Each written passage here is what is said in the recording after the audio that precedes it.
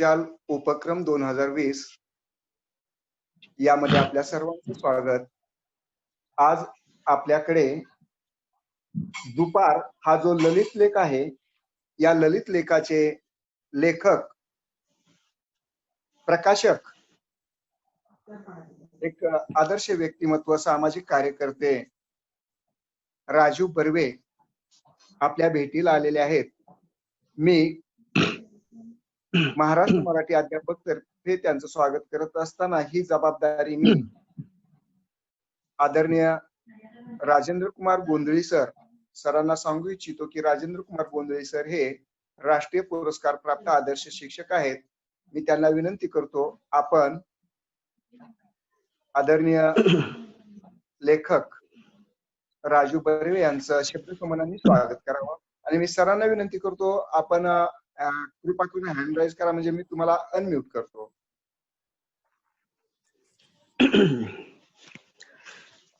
नमस्कार सर्वांना।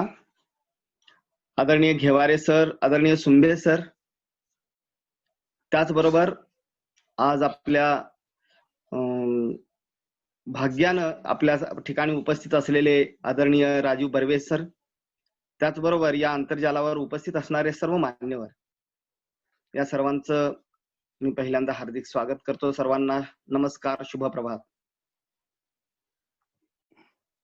आज अलभ्य लाभ असं म्हणता येईल, आपल्या दृष्टीनं अत्यंत सुभग सुदीन असा क्षण आहे। आजचा दिवस आपल्याला चिरकाल स्मरणात राहणारा असा आहे। याचं कारण, आपण जे पाठ्यपुस्तक शिकवतो, जे पाठ शिकवतो, त्यामध्ये अनेक पाठ असे असतात की त्या पाठांच्या बाबतीत आपल्याला अत्यंत उत्सुकता लागून राहिलेली असते की हा पाठ लेखकांनी लिहिला असेल कशा पद्धतीनं, कोणत्या मानसिकतेतून, कोणत्या प्रेरणेतून। असे काही पाठ असतात आणि त्या आपल्या इयत्ता 9वीच्या पाठ्यपुस्तकात असणारा दुपार हा एक असाच पाठ। तसं पाहिलं तर गेल्या 9वीच्या इयत्ता 10वीच्या पाठ्यपुस्तकाचं आपण त्यासाठी आंतरजाल उपक्रम जो राबवलेला होता, त्यामध्ये वेगवेगळ्या व्यासपीठावर अनेक लेखकांना आपण भेटलो होतो। आता 9वीच्या पाठ्यपुस्तकाचा हा आंतरजाल उपक्रम चालू असताना आपल्याला एक लेखक आपल्या भेटीला आलेले आहेत, किंवा आपण आज त्यांना भेटणार आहोत, आणि तेही साक्षात दुपार या पाठाचे। मी साक्षात दुपार या पाठाचे एवढ्यासाठी म्हटलं की आपल्या सगळ्यांना माहिती आहे, आजपर्यंत आपण अनेक पाठ शिकवलेत, अनेक कविता शिकवलेल्या आहेत, अनेक पुस्तकं वाचलेली आहेत। एकंदर साहित्यामध्ये पहाट, सकाळ, सायंकाळ एवढंच नव्हे, रात्र देखील, यांचं अतिशय खुमासदार वर्णन आपण अनेक वेळेला पाहिलेलं आहे, अभ्यासलेलं आहे, वाचलेलं आहे। पण आजपर्यंत असं मी धाडसानं म्हणेन, पण निश्चितच दुपार ह्याबद्दल इतकं सविस्तर विवेचन, सूक्ष्म विवेचन आजपर्यंत आपण कधी अभ्यासलेलं नव्हतं, असं माझा अंदाज आहे। म्हणजे तसं पाहिलं तर नकोशी असणारी दुपार, त्यातल्या त्यात उन्हाळ्यात तर नकोशीच, कारण त्यावेळेला आपण कशाला बाहेर, दुपार आहे, कडक ऊन आहे, कशाला जायचं बाहेर, असं म्हणून तिला टाळतो। पण प्रतिभावंत तोच असतो की त्याला अटळ अशी कोणतीच गोष्ट नसते। त्याच्या प्रतिभाशक्तीला आव्हान देणाऱ्या अशा अटळ गोष्टी देखील असतात, आणि म्हणून दुपार ह्या गोष्टीनं देखील आदरणीय राजू बर्वे सरांच्या प्रतिभेला आव्हान दिलं, आणि त्यातून निर्मिलेलं हे अपत्य म्हणजे दुपार हा लेख। साहित्यात उपेक्षित असलेला तसा हा घटक, आणि त्यावर इतकं सुंदर विवेचन, त्यातही आपण गेले 3-4 वर्षे हा पाठ शिकवलेला आहे शिक्षकांनी सगळ्या। तर पाठाचं वैशिष्ट्य असं की एखादी कथा कशी असावी, कथेचं लेखन कसं करावं, याचा आदर्श नमुना या पाठानं आपल्याला विद्यार्थ्यांच्या समोर ठेवता येतो. जसं की नाट्याची भाषा असते नाटकाची, की त्यामध्ये कर्ता कर्म क्रियापद ही जी वाक्याची मराठीतली रचना आहे, ही रचना डावलून आकर्षक आणि प्रभावी अशी वाक्यरचना देखील होऊ शकते, की त्याचं क्रियापद शेवटी न येता मध्येच कुठंतरी येतं, सुरुवातीला किंवा मध्येच कुठंतरी. अशा पद्धतीनं जवळजवळ सगळी वाक्य, मी अगदी म्हणतो 99% वाक्य ह्या पाठातली ही त्या पद्धतीची आहेत, सूक्ष्म जर आपण निरीक्षण केलं तर. आणि विद्यार्थ्यांना हा आपण एक वेगळा धडा देऊ शकतो, की अतिशय प्रभावी लेखन जर आपल्या हातून व्हायचं असेल, कथा लेखन किंवा नाट्य लेखन, तर अशा पद्धतीची वाक्यरचना देखील प्रभावी ठरू शकते. त्याचा एक आदर्श नमुना. असं विविध प्रकारे आपल्या समोर आदर्श म्हणून असा पाठ देणारे आणि विविध पुस्तकांचे लेखक, त्याचबरोबर चित्रपट निर्माते म्हणून ज्यांना साहित्यामध्ये आणि सांस्कृतिक क्षेत्रामध्ये, चित्रपट क्षेत्रामध्ये ओळखलं जातं, ते आदरणीय पुणे स्थित आदरणीय राजीव बर्वे सर हे आपल्या भेटीला आज आलेले आहेत, किंवा आपली त्यांची अशी भेट घडते आहे. हा सुवर्ण योग आहे आपल्या दृष्टीनं. म्हणून आपणा सर्वांच्या वतीनं मी थोडंसं हे स्वागत लांबवलं एवढ्याचसाठी, की आदरणीय लेखक हे जे आहेत ते वैशिष्ट्यपूर्ण कसे आहेत, ज्यांचं आपण आज स्वागत करतो आहे, ज्यांना आज आपण भेटतो आहोत, ते सांगणं क्रमप्राप्त होतं. म्हणून मी आदरणीय राजीव बर्वे सरांचं आपणा सर्वांच्या वतीनं या इयत्ता 9वी साठीच्या मराठी आंतरजाल उपक्रमामध्ये हार्दिक हार्दिक स्वागत करतो आणि माझे 2 शब्द संपवतो. धन्यवाद. अतिशय सुंदर सर. आपल्या सर्वांना काही गोष्टींची माहिती नसेल, परंतु 2 दिवसापूर्वी लेखक राजीव बर्वे यांच्यावर कठीण प्रसंग गुदरलेला होता. त्या कठीण प्रसंगातून ते सध्याही जात आहेत, पण तरीही आज आपल्या पुढे पाठ सादर करणारे सुनील गाडे सर आणि मी जेव्हा त्यांना फोन करून विनंती केली, त्यावेळेस त्यांनी कोणत्याही प्रकारचे आढे वेढे न घेता मी जॉईन होईन म्हटले. महाराष्ट्रातील शिक्षकांशी बोलण्याची संधी प्राप्त होते आहे म्हटल्यानंतर त्यांना आनंद वाटला आणि मग त्यांनी अगदी त्या सगळ्याच प्रसंगातून जाऊन आपल्यात आज ते आलेले आहेत. मी आज दुपारी पाठाचे सादर करते सुनील गाडे सर सातारा यांना विनंती करतो, त्यांनी लेखकांचा परिचय द्यावा. सर्वांना नमस्कार. महाराष्ट्र मराठी अध्यापक आंतरजाल उपक्रम 2020 इयत्ता 9वी लेखक आपल्या भेटीला या सदरामध्ये आज आपल्याला जे व्यक्तिमत्व लाभले ते म्हणजे दुपारी या पाठाचे लेखक राजीव दत्तात्रय बर्वे. लेखकांच्या नावातच राजीव असं व्यक्तिमत्व लाभलेली ही व्यक्ती. सरांचा जन्म 19/5/1958 रोजी. त्यांची जन्मभूमी कर्मभूमी पुणे. शिक्षण BCom MA. आवडता छंद माणसं वाचणं, अभ्यासणं. साहित्याचा विचार करायचा म्हटलं तर सरांची एकंदर 7 पुस्तकं आहेत. त्यामध्ये त्यांचे कविता संग्रह, त्यानंतर त्यांचा एक ललित लेख संग्रह प्रसिद्ध आहे.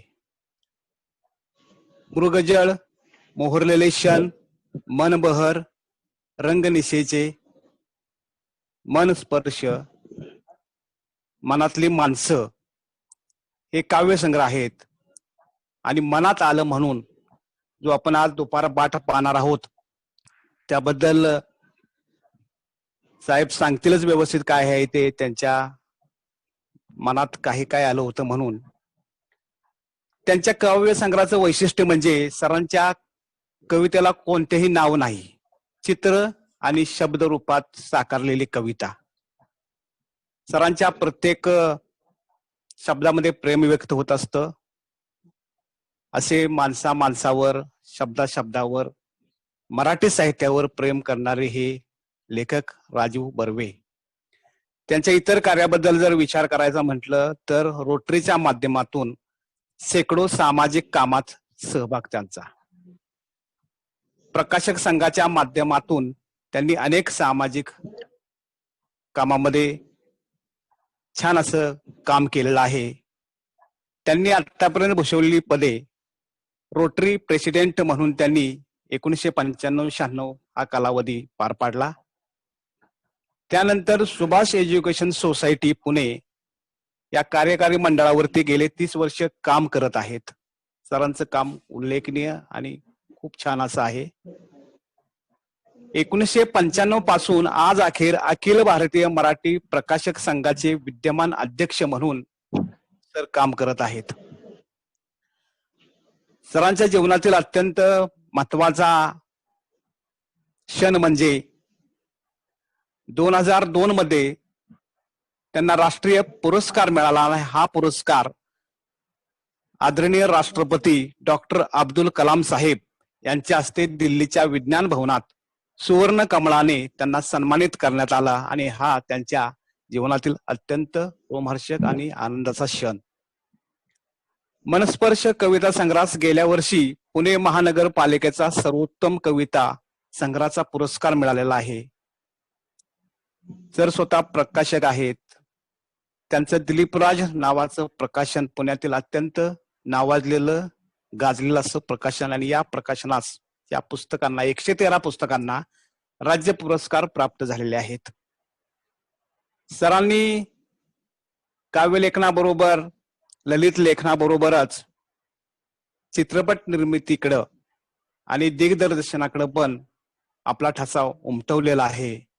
देवाशपथ खरं सांगेन, सर्वोत्कृष्ट चित्रपटाचा पुरस्कार मिळालेला हा चित्रपट बोला दाजीबा, दे धडक, बेधडक, सासर झालं माहेर अशा 4 चित्रपटांची निर्मिती आणि दिग्दर्शन सरांनी केलेलं आहे. सरांच्या ललित संग्रहाविषयी थोडस बोलतोय. सरांचा जो ललित संग्रह आहे तो 22 ललित लेखांचा संग्रह आपण आज जो पाहणार आहे तो मनात आलं म्हणून. सरांचं लेखन कविता असू द्या, लेख असू द्या, अगदी मनातलं असं ठरवून सरांनी काही केलं नाही. त्यांच्या मनात जे आलं ते उतरत गेले. अशा या 22 ललित लेखांच्या संग्रहात व्यक्तिचित्र तसेच नातेसंबंधातील अनुभव त्यांनी मांडले आहेत. प्रसिद्ध लेखक बाबा कदम आणि सुहास शिरवाळकर यांच्याशी त्यांचं नातं केवळ लेखक आणि प्रकाशक असे नव्हतं. या नात्यापलीकडे त्यांची मैत्री झाली होती. त्या दोघांविषयी ते विलक्षण आपुलकीने लिहितात. सुशी बद्दलचा मजकूर वाचताना, सुशी म्हणजे सुहास शिरवाळकर, या दोघांमधील मैत्र तर कळतेच, पण सुशीचा वियोग कसा चटका लावणारा होता ते जाणवतं. स्वप्न, प्रवास, देव या संबंधीही त्यांनी आपली मतं व्यक्त केलेली आहेत. वैशाली हॉटेलमधील वेटर लिंगप्पा याचं व्यक्तिचित्र असंच उत्तम जमवून आलेलं आहे. सरांच्या मनात आलं म्हणून या ललित संग्रहामध्ये एकूण 22 ललित लेखांचा समावेश आहे आणि त्यामध्ये आपल्याला 4 नंबरचा ललित लेख संग्रह दुपार, खर तर पुस्तकामध्ये मर्यादित स्वरूपात आहे, परंतु हा दुपार हा ललित लेख मोठा आहे, परंतु थोडक्यामध्ये त्यांनी त्यामध्ये आपल्याला अभ्यासाला आहे. परंतु गोंधळे सरांनी सांगितल्याप्रमाणे खरोखर दुपार वरती आपण कधीही ऐकलं नव्हतं, कधीही वाचलं नव्हतं, परंतु आपल्या 9वीच्या पुस्तकामध्ये दुपार या पाठाद्वारे सरांचं प्रत्येक व्यक्तीकडे म्हणा, प्रत्येक गोष्टीकडे पाहण्याचा जो दृष्टिकोन आहे, खरोखर सरांच्या जीवनामध्ये प्रेम या 2 अक्षरांचं खूपच वर्चस्व आहे. सरांच्या प्रत्येक अक्षरामध्ये, प्रत्येक लिहिण्यामध्ये, प्रत्येक वाक्यामध्ये, त्यांच्या बोलण्यामध्ये, त्यांच्या वागण्यामध्ये प्रेमाचाच ओलावा दिसतो. कारण असं हे राजीव व्यक्तिमत्व. या ठिकाणी मी विशेष उल्लेख करतो की सरांचे मित्र आदरणीय शिरीषजी चिटणीस साहेब, कार्यवाह सातारा जिल्हा ग्रंथ महोत्सव समिती, त्यानंतर अध्यक्ष लोकमंगल शिक्षण संस्था सातारा, यांचं मी विशेष आभार या ठिकाणी मानतो. कारण सरांचे ते चांगले जिवलग मित्र आहेत. त्याचबरोबर ही जी सर्व माहिती मला उपलब्ध झाली ती केवळ चिटणीस साहेबांच्यामुळेच. त्यांचं सुद्धा या ठिकाणी उल्लेख करणं माझं कर्तव्य आहे. अशा प्रकारे लेखक राजीव बर्वे यांचा हा परिचय प्रेमानं ओथंबलेला या ठिकाणी मी थांबतो. जय हिंद, जय महाराष्ट्र. मी आदरणीय राजीव बर्वे सरांचं महाराष्ट्र मराठी अध्यापक या समूहामध्ये पुन्हा एकदा स्वागत करतो. आणि दुपार या पाठाच्या अनुषंगानं हा आपला जो प्रवास आहे, या प्रवासाविषयी एकंदरीत ललित लेखनाविषयी आपण सांगत असताना खर तर हा सूक्ष्माकडून स्थूलाकडे प्रवास आहे आपला. यामध्ये आपण एका शेतातील दुपारपासून वर्णन करून त्याला वैश्विक रूप देत असताना अगदी हिमालयापर्यंत किंवा आल्प्स या पर्वतरांगेपर्यंत आपण गेलात आणि या दुपारला आपण कर्तृत्वान असं संबोधलेलं आहे. हा एक सुंदर असा प्रवास आहे. आम्हा सर्वांना आपण ललित लेखाविषयी आणि आणखी एक, ज्यावेळेस 4 वर्षांपूर्वी हा पाठ आलेला होता त्यावेळेस या पाठाच्या संदर्भात एक शंका उपस्थित केली गेलेली होती.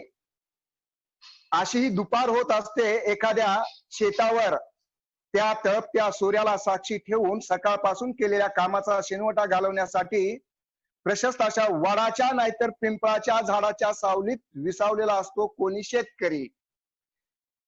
मी आदरणीय बर्वे सरांना एक विनंती किंवा एक शंका विचारू इच्छितो की आज जर आपण पाहिलं तर शेतकऱ्यांच्या शेतीची अवस्था बिकट आहे आणि त्यामध्ये आपण वड आणि पिंपळ यांचा जो उल्लेख केलेला आहे, तर एकंदरीत सर्व शिक्षकांची अशी धारणा होती की बहुतेक क्वचित प्रसंगी वड पिंपळ हे झाड दिसून येईल, परंतु मोठ्या प्रमाणात, कारण त्यानं व्यापलेलं जे क्षेत्र आहे, वड पिंपळ यांनी व्यापलेलं जे क्षेत्र आहे त्या क्षेत्राचा जर विचार केला तर हा संदर्भ चुकीचा आहे का? कृपया आपण बोलावं. आदरणीय राजीव बर्वे सर. अगोदर आपल्या सर्व शिक्षक वृंदाचं मी मनापासून स्वागत करतो. आपण मला इथं बोलण्याची संधी दिली सगळ्यांबरोबर, म्हणून अगदी मनपूर्वक सगळ्यांना धन्यवाद देतो. आपल्याला ऐकू येत आहे का? ऐकू येत आहे सगळ्यांना? जरा थोडा आवाज वाढवा. माझा आवाज वाढवा. हो, येतो सर. हा, थोडा वाढवा. आता ऐकू येत आहे? हा, येते आता, बोला. सर्वात प्रथम चर्चेला सुरुवात करण्यापूर्वी माझे मित्र शिरीष चिटणीस, मला हे आत्ताच समजलं की शिरीष चिटणीसांमुळे तुम्हाला एवढा माझा सविस्तर परिचय कसा काय होता ते मला आत्ताच समजलं. शिरीष चिटणीस, सुनीलजी, राजेंद्र कुमारने माझी अप्रतिम ओळख करून दिली. मी त्यांचे अतिशय आभार मानतो. सुनीलजी आणि भागवत दोघांशी गेल्या 2-3 दिवसातला परिचय आहे, त्या दोघांनाही धन्यवाद देतो. तुम्ही सगळेच अत्यंत उत्तम वक्ते आहात. आणि या चर्चेला सुरुवात करण्यापूर्वी माझ्या वडिलांचं मी स्मरण करतो. त्याचं कारण माझे वडील द.के. बर्वे 1981 साली ते निवर्तले, परंतु त्यांच्यामुळे मला मराठीची गोडी लागली. मी कॉमर्स ग्रॅज्युएट आणि मी माझ्या आयुष्यात 40 नंतर MA केलं, परंतु मला ज्या मराठी वाङ्मयाची गोडी लावली ती माझ्या मराठीचे प्राध्यापक आणि अगोदर शिक्षक असलेल्या, तुमच्यासारखे शिक्षक असलेल्या वडिलांनी. ते शिवाजी युनिव्हर्सिटीमध्ये होते, नंतर तासगावला प्रोफेसर होते आणि मी माझंही शिक्षण तासगावला, सांगली जिल्ह्यामध्ये झालं. आणि यामुळे मी अगोदर त्यांचं स्मरण करतो आणि मग आपण पुढे जाऊया. मगाशी बोलण्याच्या ओघामध्ये झालेल्या 2 दुरुस्त्या मी सांगतो की मला वाटतं भागवतांनी 2 दिवसापूर्वी घडलेला प्रसंग, तुम्हाला असं वाटेल की काय घडलं 2 दिवसापूर्वी. आमच्या दिलीपराज प्रकाशनाचं ऑफिस पहाटे 3:30 वाजता फोडलं आणि चोरटे आतमध्ये आले, पण आजही कुठेतरी परमेश्वर शिल्लक आहे याची प्रचिती आली. पुण्या शहराची अशी ख्याती आहे की शेजारचा फ्लॅट मधला शेजारच्याला विचारत नाही आणि तिकडं शेजारी एखाद्याचा मृत्यू झाला तरी शेजारच्या फ्लॅटमध्ये समारंभ साजरा केला जात असतो किंवा त्यांना काही घेणं देणं नसतं त्याच्याशी. परंतु याला वाटा देऊन माडीवरच्या मंडळींना कुठला तरी आमच्या दुकानामध्ये आवाज आला आणि त्यांनी ताबडतोब पोलिसांना बोलवलं. पहाटे 3:30 आम्हाला घरी फोन केला आणि पोलीस अत्यंत वेळेत आले आणि रंगेहात चोराला पकडले. यातनं आम्हाला काहीही नुकसान झालं नाही. एक पैशाचं देखील अस्ताव्यस्त ऑफिस केलं होतं ते आवरायला लागलं, यापेक्षा काहीही घडलं नाही. परंतु त्याच सगळ्या तपास चालू असताना फोन आलेला होता, म्हणून सरांना ती बातमी कळली. कोणाच्या मनात राहिलं नको की काय घडलं 2 दिवसापूर्वी. आणि माझी ओळख करून देत असताना मनात आलं म्हणून हा ललित लेख संग्रह सांगितला, पण मनातली माणसं हा काव्यसंग्रह असा चुकून उल्लेख झाला. 1 आठवड्यापूर्वी प्रकाशित झालाय मनातली माणसं. हा काव्यसंग्रह नसून हा व्यक्तिचित्रण संग्रह आहे. निळू फुले, लक्ष्मीकांत बेर्डे यांच्यापासून व्यक्तींचा याच्यामध्ये परिचय. आपण आता दुपार या विषयाकडे वळूया. भागवत सर, तुम्ही मला काही आता दुपारविषयी प्रश्न विचारलेला होता, तो जरा प्लीज एकदा विचारताय मला. दुपार या पाठामध्ये तर असा संदर्भ आलेला आहे की दुपार होत असते, कामाचा शिनवटा घालवण्यासाठी प्रशस्त अशा वडाच्या नाहीतर पिंपळाच्या झाडाच्या सावलीत लावलेला असतो शेतकरी. आता माझं सगळं आयुष्य हे शहरात गेलं. तुम्ही महाराष्ट्रभरातले शिक्षक आहात, खेड्यातले अनेक शिक्षक असतील, माझ्यापेक्षा अधिक खेड आहे तुम्ही पाहिलंय. परंतु मी 2 वर्ष तासगावला होतो. तासगाव आता शहर झालंय, पण 1973 ते 76 या काळामध्ये मी 3 वर्ष हे तासगावला होतो. त्यावेळेला तासगाव खरंच खेड होतं आणि त्यावेळेला मित्रांबरोबर त्यांच्या शेतावर जायचो आणि खरोखर त्यावेळेला वडपिंपळ असायचे. मला दुर्दैवाने आता तुमच्या बोलण्यात नाही कळलं की आता वडपिंपळी राहिलेली नाहीयेत, तरी फारच वाईट गोष्ट आहे. परंतु त्यावेळेला दुपारच्या उन्हामध्ये सावलीत बसून मित्रांबरोबर गप्पा करायच्या, जमलं तर पेरूच्या झाडावरचं पेरू काढून खायचे, दातांनी ऊस सोलून, म्हणजे ट्रकच्या मागे पळून मी ऊस काढलेले आणि ऊस खायचे वडाच्या सावलीत बसून. असे सगळे उद्योग कॉलेजच्या काळामध्ये केलेले आहेत. आणि लेखकाचं तरी काय असतं मित्रांनो, की त्याच्या आयुष्यामध्ये जे जे घडलेलं असतं त्याचं प्रतिबिंब हे ललित लेख असो, काव्य असो, कादंबरी असो, हे कुठं ना कुठंतरी पडतच असतं. माझा 100% काल्पनिक आहे असं म्हणणारा लेखक कितपत सत्य बोलतो याची मला शंका आहे. ते कदाचित काल्पनिक असलं तरी त्याच्या मनोचक्षूंपुढे येणारं ते चित्र असतं. तर त्यामुळे मला जे भावलं ते मी लिहित गेलो. मला मोठं नवल वाटतं या नियतीचं, कारण माझे वडील प्राध्यापक होते, माझी आई शाळेत शिक्षिका होती, माझी मोठी बहीण डॉक्टर अश्विनी धोंगडे आयुष्यभर प्राध्यापिका तिने केली. आमच्या घरातले सगळे प्राध्यापक किंवा शिक्षक, पण मी स्वतः शिक्षणाच्या क्षेत्रात नव्हतो. परंतु 9वीत हा पाठ अचानक आला आणि मला अध्यापकांना मार्गदर्शन करायला मिळालं. ही मोठी विलक्षण गमतीची गोष्ट घडली. तर त्यामुळे मी अगोदर परमेश्वराचा आणि नीतीचे आभार मानतो की मला तुमच्याशी संवाद साधायला मिळाला या निमित्ताने. दुपार हा पाठ लिहित असताना एक मगाशी उल्लेख झाला, सुनीलनी केला मला वाटतं तो. त्यांचं वाक्य महत्वाचं होतं की ललित लेखन करताना होताला होता आणि आहेला आहे हे शेवटी क्रिया या अशाच तऱ्हेच्या क्रियापदांनी शेवट व्हायला वाक्याचा पाहिजे असं काही नाही. तुम्ही लिहिताना क्रियापदांनी सुरुवात केलीत तरी काही बिघडत नाही. म्हणजे त्याचं उदाहरण म्हणून हा लेख त्यांनी सांगितला. तुम्ही सांगितल्यावर सुनीलजी मी आभार मानतो तुम्हाला की माझ्या लक्षात आलं की खरंच की असं आहे.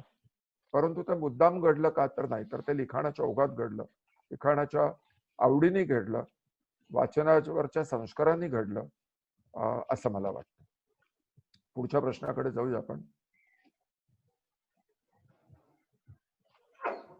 मी तेजस्वी कुलकर्णी मॅडम ठाणे येथून आहेत. त्यांना विनंती करतो आपण प्रश्न विचारा.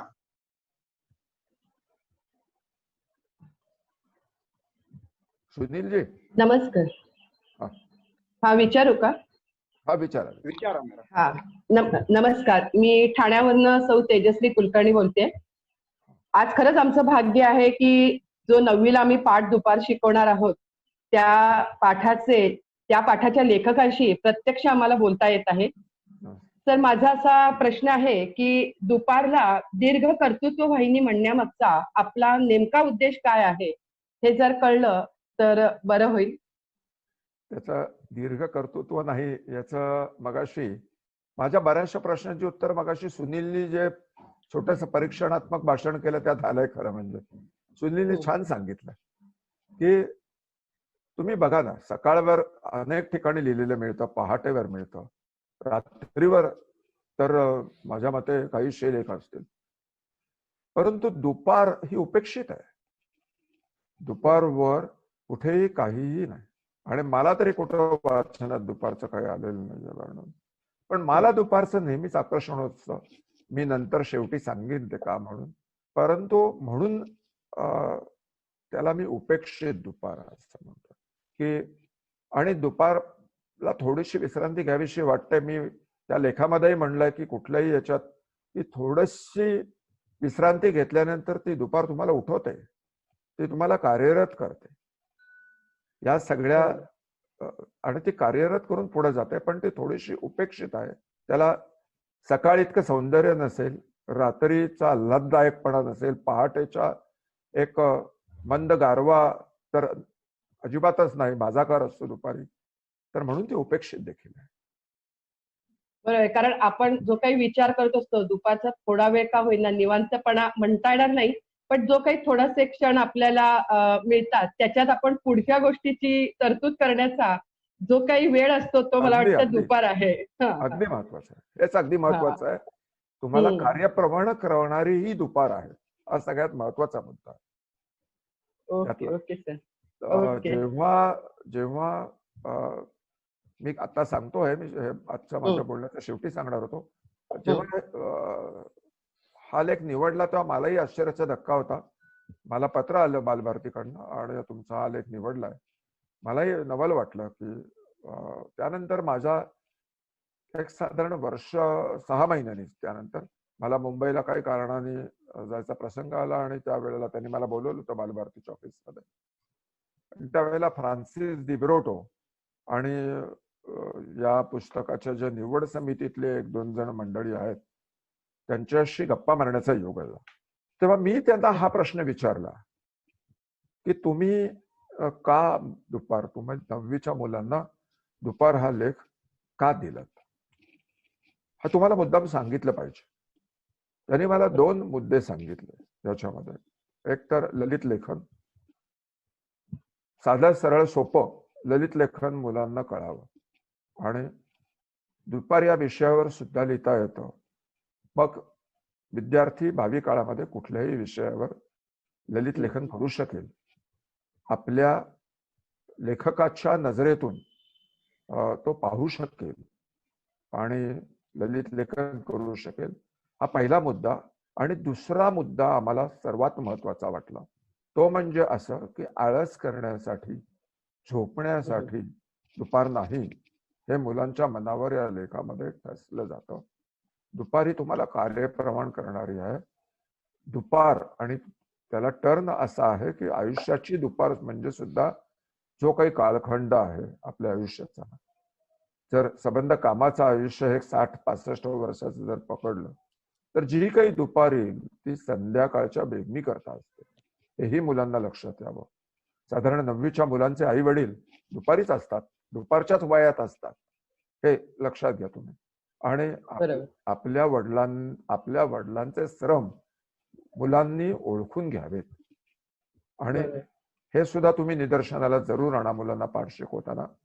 आणि हा विचार या निवड समितीच्या लोकांनी केला होता की ही कार्यप्रवण करण्याकरताची दुपार आहे, आणि हे मुलांच्या मनावर ठसलं जायचं संध्याकाळची बेगमी करण्याकरता.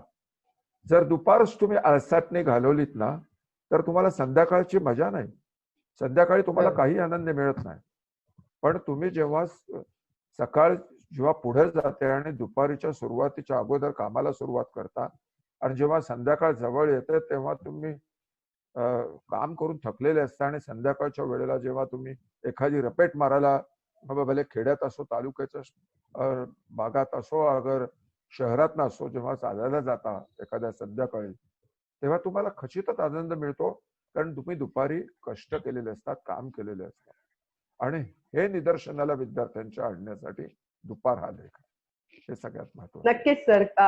मी माझा एक स्वानुभव सांगते की आई आमची नेहमी दुपारच्या वेळेला म्हणजे तिचं असं म्हणायचं असतं की दिवसभर आपण जे काम करतोय त्यापेक्षा दुपारचा वेळ हा खूप शांततेचा आणि त्या वेळेला काहीतरी करायला ती म्हणून ती स्वतः झोपायची नाही की मी स्वतः दिसते ना काम करताना कुठलंही का असे ना. तर तसं तुम्ही सुद्धा काहीतरी काम करत राहा आणि मग कुठे शिवणकाम असू दे किंवा कुठे काहीतरी लिहायचं असू दे ते करायला ती आम्हाला कंपल्सरी करायची.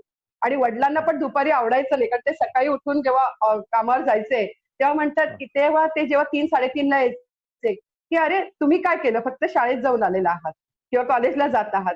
आम्ही सकाळी उठून कारखान्यात जाणं आहे किंवा तिथलं इन्स्पेक्शन करणं आहे. त्यामुळे आपण अगदी थोड्या वेळा का होईना ठीक आहे, पण अगदी तासभर 2 तासभर असा आराम करणं त्याच्यासाठी आपला दुपारचा वेळ घालवणं म्हणजे तुम्ही आयुष्याचा खूप मोठा काळ वाया घालवत आहे. तेव्हा काहीतरी करत राहा की त्या दुपारचा तुम्हाला निश्चितच पुढच्या आयुष्यात उपयोग होईल आणि तो होतोय हे मला चांगल्यापैकी जाणवतंय. अगदी बरोबर. Thank you sir. आणि मला आज मराठी अध्यापक संघाने ही लेखकांशी बोलण्याची संधी दिली त्याबद्दल मी घेवारे सरांची सुद्धा आभारी आहे. धन्यवाद सर. मी सर्वांना सांगू इच्छितो, राजीव बर्वे हे जसे लेखक आहेत, निर्माता आहेत, दिग्दर्शक आहेत, त्याप्रमाणे ते उत्कृष्ट संगीतकार आहेत.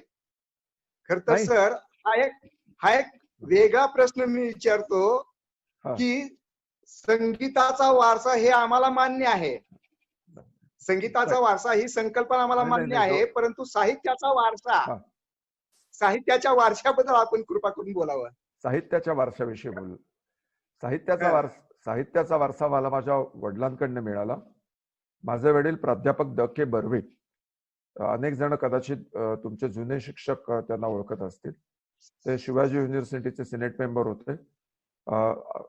प्राध्यापक 1956 साली उस्मानाबादहून त्यांची कारकीर्द सुरू झाली. विवेकानंद शिक्षण संस्थेत उस्मानाबादला पहिल्यांदा प्राध्यापक म्हणून गेले. त्याच्या आधी 1939 ते 1956 ते पुण्याच्या न्यू इंग्लिश स्कूल, आधी नानावाडा आणि न्यू इंग्लिश स्कूलमध्ये मराठीचे अध्यापक होते. त्यानंतर उस्मानाबाद, इचलकरंजी आणि कोल्हापूर या ठिकाणी त्यांनी प्राध्यापकी केली. 1976 साली ते निवृत्त झाले. तर त्यांच्याकडून मला लेखनाचा वारसा मिळाला. मी कॉलेजमध्ये असताना त्या वडिलांचाच विद्यार्थी होतो. कुठल्या अर्थाने की मी कॉमर्सला होतो, पण त्यावेळेला 1 तास आम्हाला हा मराठीचा तास असायचा आणि त्यावेळेला वडील शिकवायला होते. म्हणजे वडिलांचा विद्यार्थीही होतो आणि घरात सुद्धा एक साहित्याचं वातावरण होतं. अतिशय उत्तम पुस्तकांचा संग्रह वडिलांकडे फार मोठ्या प्रमाणावर होता आणि ती सगळी वडिलांमुळे मलाही वाचायला ही मिळाली. आणि साधारण मी लिहायला लागलो 11वी पासून मी लिहायला लागलो. मी पहिली कविता आयुष्यात केली ती 11वीत असताना केली आणि तेव्हापासून कवितेचं हे मला आवड निर्माण झाली. शेकडो कविता लिहिल्या. माझी जी 7 पुस्तकं आहेत त्यातली 2 गद्याची, मनातली माणसं आणि मनात आलं म्हणून, ही 2 गद्याची पुस्तकं आणि बाकी 5 कविता संग्रह आहे. मी कॉलेजला असताना म्हणजे TY BCom ला असताना, मी कॉलेजच्या 4थ्या वर्षाला असताना माझा पहिला कविता संग्रह मृगजळ प्रकाशित झाला. त्यावेळेला आम्ही तासगाव सोडून पुण्याच्या गरवारे कॉलेजला आलो आणि तिथं पहिला कविता संग्रह प्रकाशित झाला मृगजळ. आणि गेल्या वर्षी 2 वर्षापूर्वी मनस्पर्श हा 5वा कविता संग्रह हा प्रकाशित झाला. शेकडो कविता केल्या आतापर्यंत आणि फाडूनही खूप टाकल्या आणि तर कविता संग्रहांना बक्षीसही खूप मिळाली आणि 2 गद्याची पुस्तकं, दोन्ही मोठी आहेत, 290 पानाची दोन्ही पुस्तकं आहेत. त्यात आपण जो पाठ आहे तो मनात आलं म्हणून हा सगळा ललित लेख संग्रह आहे. त्यात 2-3 व्यक्तिचित्रणं आहेत. याच्यामध्ये हा मनात आलं म्हणून हा त्याच्यामध्ये आहे. आणि आत्ताच 8 दिवसापूर्वी मनातली माणसं हा केवळ व्यक्ती, माझ्या आयुष्यात आलेल्या व्यक्ती म्हणजे निळू फुले आहेत, त्याच्यामध्ये लक्ष्मीकांत बेर्डे आहेत, कुलदीप पवार आहेत, उषा नाईक आहेत, या सगळ्यांची व्यक्तिचित्र, सूर्यकांत चंद्रकांत आहेत. अशा तऱ्हेची तुमच्या आमच्या परिचयाची आणि काही तुमच्या परिचयाची नसलेली पण माझे मित्र असलेली काही साहित्य क्षेत्रातली माणसं यांची व्यक्तिचित्रणं ही त्याच्यामध्ये आहेत. आपण जरूर जमलं तर हे पुस्तकही वाचू शकतो. अशा तऱ्हेने छोटासा साहित्य प्रवास आहे, फार मोठा प्रवास नाही, परंतु 9वी मध्ये पाठ आल्यामुळे अधिक लोकांना राजू बर्वे माहीत झाले असं मला वाटतं. आणि तुमच्यासारख्या मंडळींमुळे तर निश्चितपणे अधिक पत्र यायला लागली किंवा अधिक लोकांपुढे पर्यंत ही पोचण्याची संधी मिळायला लागली. दिलीपराज प्रकाशनचं हे 2500 नितांत सुंदर असं प्रकाशन नुकतंच झालेलं आहे या कोरोनाच्या कालखंडामध्ये. या मनातील माणसं या व्यक्तिचित्रणाला शुभेच्छा देत असताना मी नीता खोत मॅडम यांना विनंती करतो, आपण अनम्यूट व्हा आणि प्रश्न विचारा. बरं का सुनीलजी? बोला. हॅलो. हा सुनीलजी, बोला की. हा मला किती बोलायचं कळत नाहीये, मी किती वेळ बोलेन त्याचा मुद्दा नाहीये. मी आज तुमच्यासाठी वेळच काढलाय, पण केव्हा थांबायचं असेल तेव्हा तुम्ही थांबवा विना संकोच. नाही बोला तुम्ही बोला. नाही मला झूम मीटिंगचा हे माहिती आहे, ती वेळेची मर्यादा असते आणि तुम्ही मला सांगितलं तरी चालेल की आता बास म्हणून. नाही तर सगळेजण उत्सुक आहेत आणि अभ्यास गट सदस्यही आपल्याकडे आहेत. मी नीता खोत मॅडम यांना विनंती करतो, आपण माईक चालू करा आणि बोला. नीता खोत, नागपूर. नमस्कार, मी नीता खोत बोलतेय.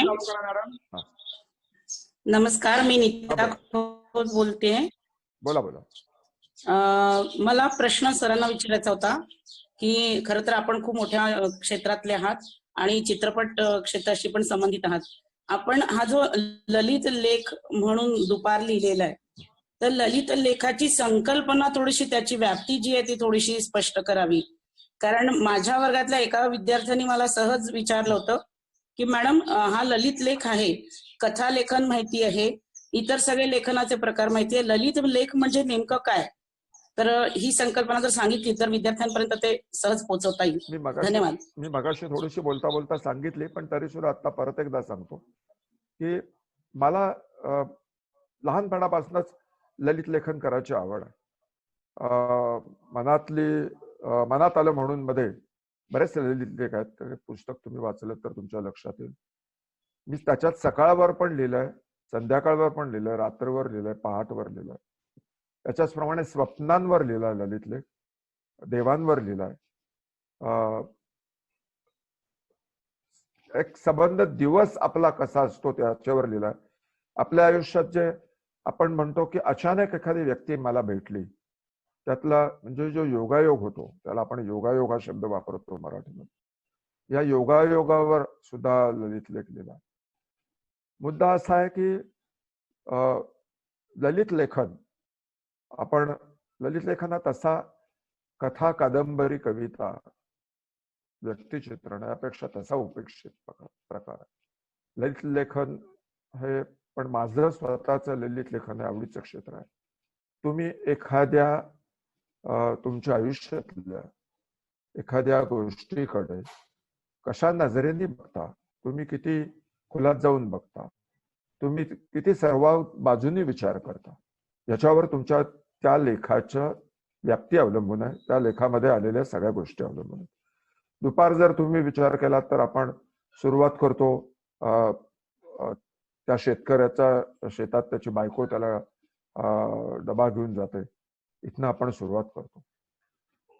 त्या लेखाचं सार हे सगळ्यात शेवटी येतं. कुठल्याही ललित लेखाचं असंच असायला हवं असं मला वाटतं. मग विद्यार्थ्यांकरता की कुठल्या कुठली दुपार आहे, सगळ्या प्रकारची दुपार ही मुलांपुढे ही जाईल, त्याच्यात जाते. त्याच्यामध्ये अगदी एखादा गाडीवाला जो दुपारी, आता आपण वामकुक्षी करूया का थोडीशी, सकाळी थोडेसे मला 4 पैसे मिळालेत, परंतु आता मी थोडासा दमलोय आणि थोडासा गाडीवर विश्रांती घेतोय 15-20 मिनिटं, अर्धा तास, आणि मग परत एखादी वर्दी मिळते का हे मी बघतो. असा एखादा पौडलेला असतो शहरातल्या एखाद्या किंवा मालधक्क्यावर, आणि मग तो तेवढ्यात कोणीतरी त्याला उठवतं आणि तो नाही मी झोपलोय असं नाही सांगू शकत, आणि तो 4 पैसे मिळवायला ते घेतो आणि तो निघतो. हे जे वर्णन आहे ह्यातनं कुठंतरी संवेदनशीलता निर्माण होणं आवश्यक आहे. या ललित लेखाचं सगळ्यात महत्वाचं यश कुठं असतं मित्रांनो, तर सहृदयता आणि संवेदनशीलता ही यामध्ये असली पाहिजे, आणि ती पुरेपूर दुपारमध्ये या निवड समितीला वाटली, भावली, आणि म्हणून त्यांनी हा लेख त्याच्यामध्ये निवडला.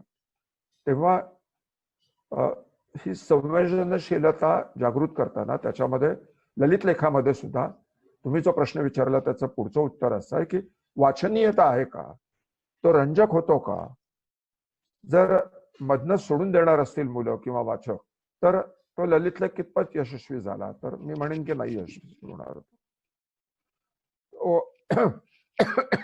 तो पुढे तुम्हाला वाचत राहता आलं पाहिजे, आणि तशी तुमची भाषा शैली ही तेवढी प्रांजळ जर असेल, तुम्ही जर मनापासून लिहित असाल, हृदयापासून लिहित असाल, तर ही प्रांजळता जरूर त्या ललित लेखात उतरते, आणि मग शेवटपर्यंत हा ललित लेख हा तुम्ही वाचू शकता.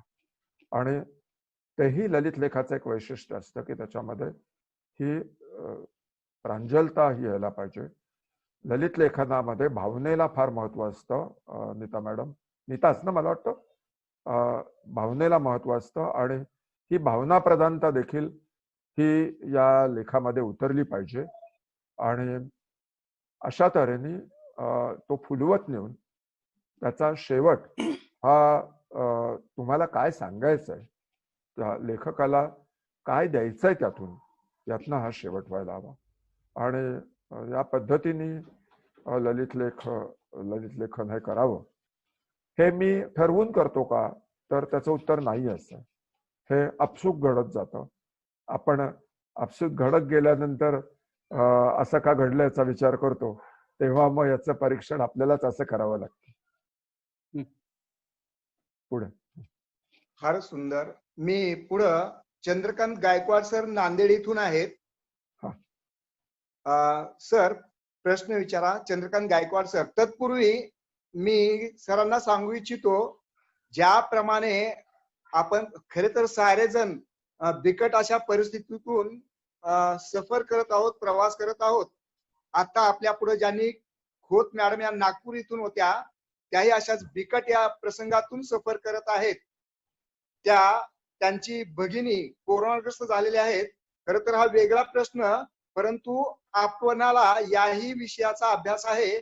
खर तर जरी वेगळा असला तरी महाराष्ट्रातील विविध ठिकाणचे शिक्षक आपल्या पुढे आहेत. या कोरोनाच्या संदर्भात एक दिलासा देणारं वक्तव्य, कारण आपण रात्री त्या संदर्भात अतिशय सुंदर अशी चर्चा नामांकित डॉक्टर बरोबर केली आहे. म्हणून कृपा करून त्याही संदर्भात जरी वेगळ्या स्वरूपाचा प्रश्न असला तरी गायकवाड सर प्रश्न विचारण्यापूर्वी त्या संदर्भात बोलावा. नमस्कार सर. एक मिनिट गायकवाड सर, आवाज येतोय? तुमचा प्रश्न हा येतो. सर नमस्कार. बर्वे सर. हा बोला की.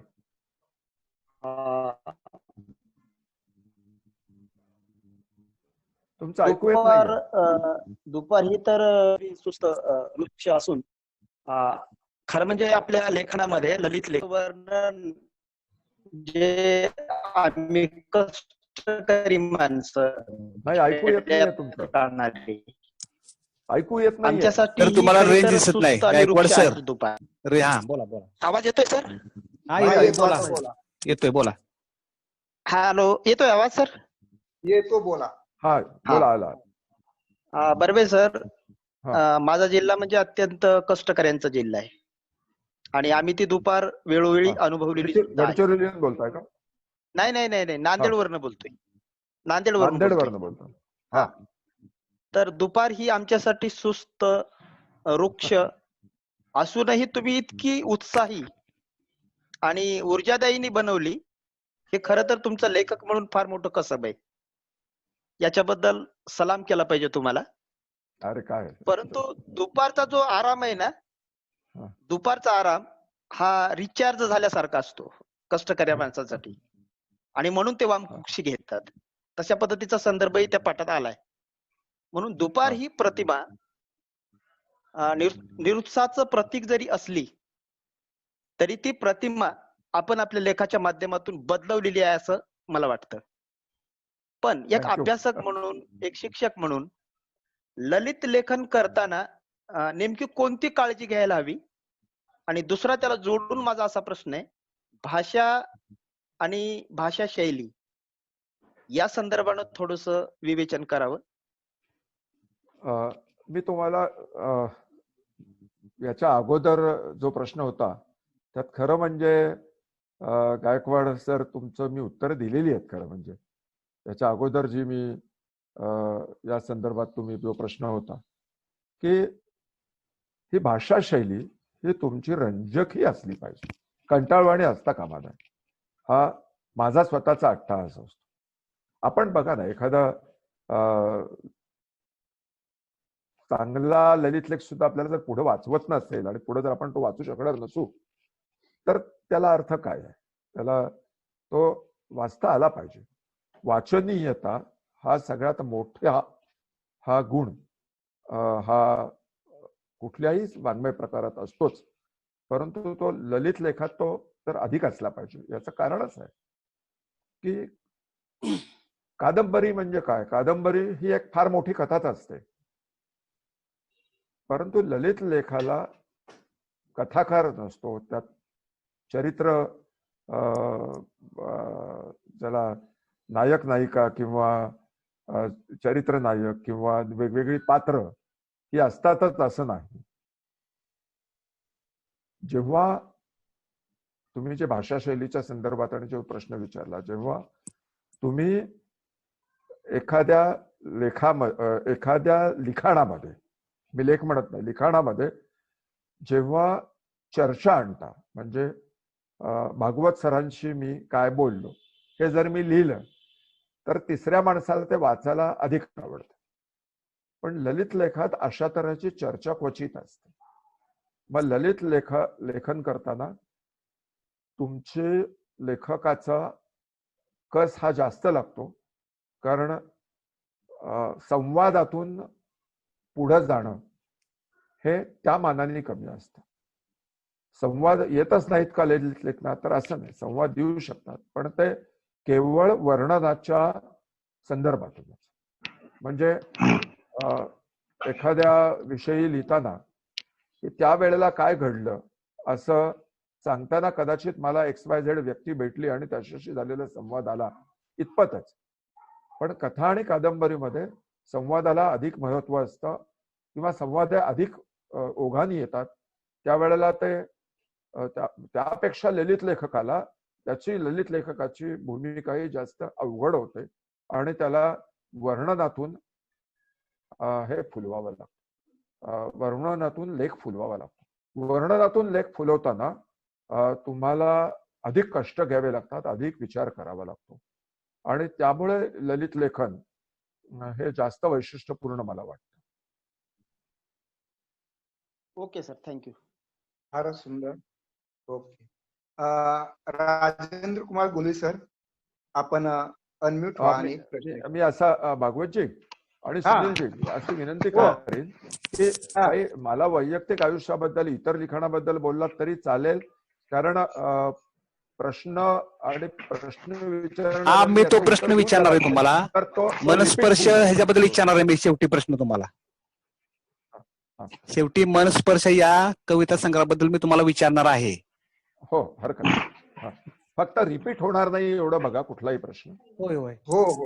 गेवारे सर, हा विचारू का मी त्यांना? हा विचारा. एक गोंधळी विचारा. हा विचारा गोंधळे सरांना घेऊन द्या गोंधळे सरांना. आवश्यक हॅलो. हो, काही हा बोला. धन्यवाद सर. बोला सर. धन्यवाद सर. सर नमस्कार. नमस्कार.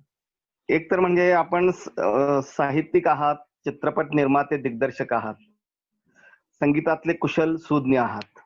या तिन्ही क्षेत्रांचं जर एक वैशिष्ट्य पाहिलं तर ह्यामध्ये ज्या वेळेला आपण एखादी कलाकृती सादर करतो, मग ती चित्रपट असेल, नाट्य असेल किंवा साहित्यामधली एखादी कलाकृती असेल किंवा गायन कलेतली किंवा संगीत क्षेत्रातली एखादी कलाकृती असो, त्या प्रत्येकाचा शेवट जो असतो ना तो एक क्लायमॅक्स असतो. मगाशी ओघानं आपण बोलला की तो काही ठरवून होत नाही, पण तरी सुद्धा जेव्हा तो होतो तेव्हा मात्र त्या माणसाला, त्या साहित्यिकाला किंवा तो जो कोण कलाकार असेल त्याला तिथं थांबावंसं वाटतं, इथं आपण थांबलं पाहिजे. या लेखाचा शेवट जो आहे तिथं खरोखर म्हणजे तो शेवट जो आहे तो म्हणजे काय म्हणतो मी, भाषेचा अप्रतिम नमुना आहे तिथे. इतका म्हणजे मगापासून आम्ही फार चर्चा केली की दुपार हा उपेक्षित विषय. मध्यंतरी एक इंदिरा संतांची कविता होती बाभळी नावाची. लवलव हिरवी गार पालवी काट्यांची वर मोहक जाळी. बाभळी म्हटलं तर गुलाबाच्या फुलावर बरेच जण करतात, लिहितात, पण बाभळीवर साहित्य लिहिणं ही कल्पनाच मुळात चमत्कृतीपूर्ण होती. आणि ती आम्ही बघितली. तसं हे पुस्तक जेव्हा आलं हातात तेव्हा दुपार याबद्दल काय लिहायचं असतं एवढं, असं अनेकांना वाटलं असणार आणि वाटलंही कदाचित. त्यात तुम्ही जे लिहून दाखवले किंवा लिहिलेलं आहे, अरे वा, म्हणजे असं देखील लिखाण करता येतं, ही एक शिकवण या पाठातनं मिळाली.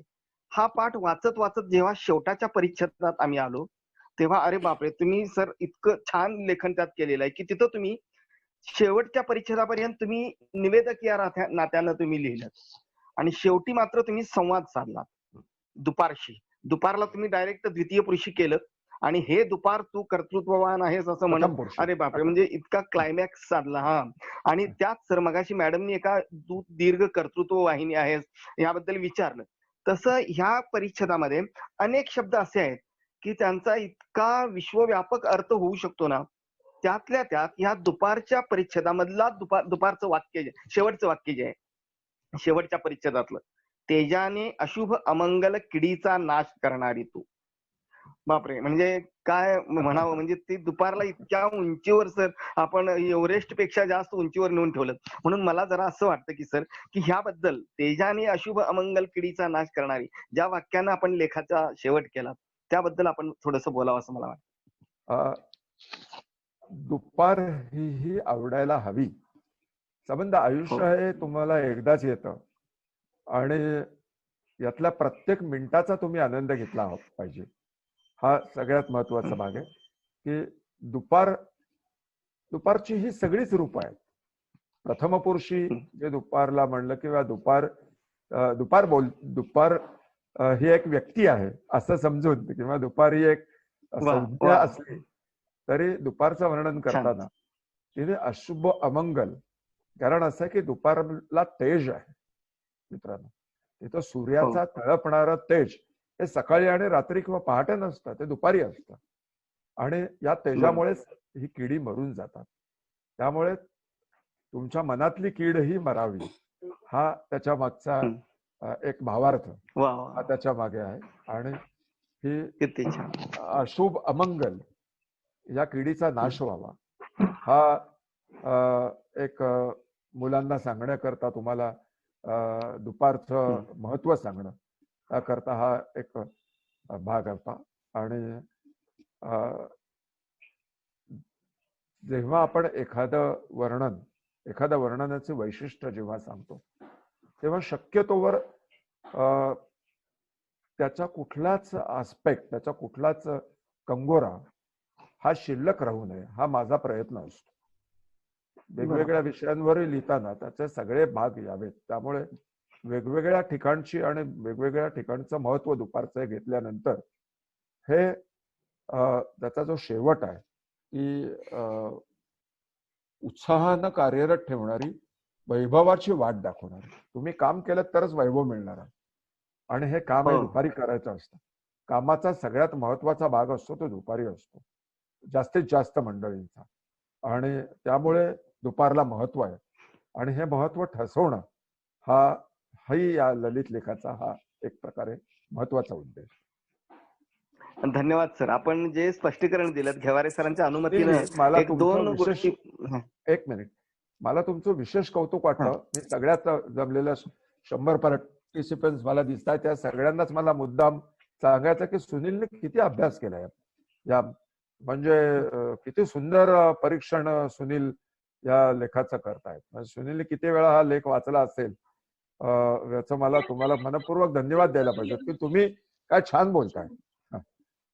त्यामुळे खरोखर तुमचं सर कौतुक. मला ह्या धन्यवाद सर. मला आता शेवटी मग आपण दिलेलं स्पष्टीकरण जे आहे त्याचा आधार घेऊन मला हे सांगावंसं वाटतं की मुलांना दुपार जी जाणवते ती कशी, तर एकतर कडक उन्हाची विश्रांतीची संधी देणारी, किंवा म्हणू आपण की दुपारच्या वेळेला विहिरीत उड्या मारायला संधी देणारी वगैरे वगैरे, अशा उन्हाळक्या करायला मिळणारी अशी संधी देणारी आहे. पण हीच दुपार की जी आपल्याला कडक उन्हाचं टाळून आपण घरात बसायला पाहिजे असं सांगणारी दुपार, तीच आपल्याला आपल्या मनातील जे दोष आहेत ते नाश करायला देखील कारणीभूत होऊ शकते. एवढा दिव्य आणि भव्य विचार त्या मुलांच्या पर्यंत निश्चित आम्ही पोचवायला पाहिजे, आणि त्यासाठी आम्ही बांधील आहोत. आपल्याला अभिवादन देतो. धन्यवाद सर. फार सुंदर. मी सरांना सांगू इच्छितो की आता आपणाशी चर्चा करत होते ते राजेंद्र कुमार गोंधळी सर हे महाराष्ट्र मराठी अध्यापक संघ कोल्हापूरचे अध्यक्ष असून उत्कृष्ट असे राजेंद्र कुमार का, संगीतकार मला आहेत. सुनील वाटले तर I am very sorry. Rajendra Kumar, धन्यवाद. धन्यवाद सर. राजेंद्र कुमार गोंधळी सर आहेत आणि कोल्हापूरवरून आहेत ते. त्यांचं पूर्ण कुटुंबच तुमच्यासारखंच संगीतमय झालेलं आहे, साहित्याची आवड असणार आहे. मला कौतुक असं वाटतं राजेंद्र कुमार आणि तुमच्या सगळ्यांचंच की तुमची मुलं किती भाग्यवान आहेत की तुमच्यासारखे त्यांना शिक्षक मिळाले. खरोखर तुमचे सगळे तुमची मुलं भाग्यवान आहेत. छान सर. धन्यवाद. शिवसांत कल्याण कपडे सर त्यांनी या आपल्या चर्चेतून प्रश्नाचं उत्तर मिळालं असं म्हणत आहेत. मुखेड, जिल्हा नांदेड इथून आहेत, परंतु त्यांना मी तरी विनंती करतो आपण माईक चालू करा, व्हिडिओ चालू करा आणि बोला. तुमच्यानंतर दिलीप पवार सर, मी तुम्हालाही परवानगी दिलेली आहे. दिलीप पवार सर. कल्याण कस्तुरे सर बोला.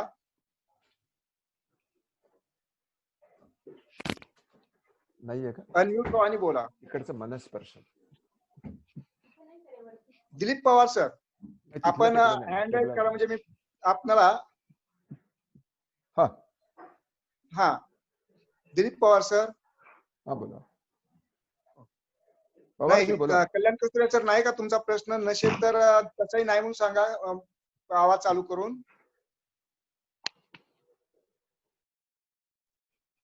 हा सर. घेवारे सर, मी बोलू का? बोला की, तुम्ही बोला. बोलूयात. चालतंय. जर तुम्हाला एक प्रश्न आहे, मनस्पर्श काव्य संग्रहाचं रंगत संगत प्रकाशन केलं, त्या सोहळ्यास आपले लेखक आदरणीय श्री नागनाथजी कोतापल्ले व प्रसिद्ध वात्र टीकाकार आदरणीय श्री रामदासजी फुटाणे होते. आणि त्यावेळी नागनाथजी कोतापल्ले म्हणाले की तुमचा जो काव्य संग्रह आहे ते कविता, चित्र व शब्द रूपाने येत आहे, त्या तिथं कवितेला नावे नाहीत. या सर्व कविता कवीच्या मनातील आहेत. कवी आणि प्रेम यांचा जवळचा संबंध असतो. कविता प्रेमाशिवाय पूर्णच होऊ शकत नाही. तर या प्रेमाबद्दल आम्हाला जरा माहिती सांगा. नाही, एक मिनिट. ब्रेक झाला आवाज. त्याच्या आधी मी तुम्हाला सांगतो की या कवितांना नावं आहेत. माझा पहिला जो संग्रह होता मोहरलेले क्षण, त्याला त्यातल्या कवितांना नाव नव्हती. मनस्पर्शातल्या सगळ्या कवितांना शीर्षक आहेत. सगळ्या कवितांना शीर्षक आहे. पहिला काव्य संग्रह मोहरलेले क्षण म्हणून होता, त्याच्यात कवितांना शीर्षक नव्हती. ठीक आहे. तरी पण प्रेम आणि तुमचा संबंध जवळचा आहे. प्रश्नाच्या वेळेला आवाज ब्रेक झाला. परत एकदा प्रश्न विचारा. तुमचं आणि तुमच्या कविता ह्या प्रेमावर आधारित जास्त आहेत, प्रेमाचा जास्त उल्लेख आहे. तर या प्रेमाबद्दल आम्हाला थोडी माहिती सांगा. 2 प्रकारच्या कविता आहेत माझ्या, फक्त प्रेमाच्या नाहीये. आयुष्य, जीवन आणि प्रेम अशा 2 आहेत. आणि गमतीचा भाग म्हणजे पाची संग्रहामध्ये 2 विभाग आहेत. म्हणजे एक प्रेमाचा विभाग आहे आणि एक जीवन विषयक कवितांचा विभाग आहे पाची कविता संग्रहात. आणि या 2 विभागातल्या कविता आहेत. पण प्रामुख्याने प्रेमकाव्य ही जास्त केली मी. तर याच्याविषयी सांगणं खरंच अवघड आहे. लेखाविषयी सांगणं सोपं असतं.